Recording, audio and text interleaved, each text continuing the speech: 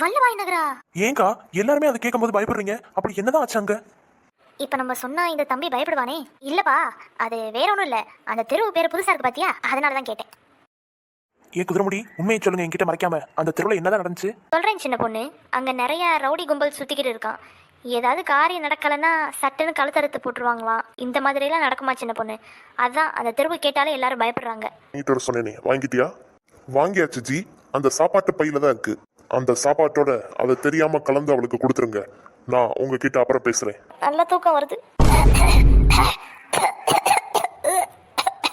அண்ணா அண்ணா, என்னமோ பண்ணதுண்ணா எனக்கு. இப்போ உனக்கு ஏன் தொண்டை கவுதுன்னு சொல்லு பாப்போம். எனக்கு தெரியலையே. அதுல விஷம் கலந்துருக்கும்.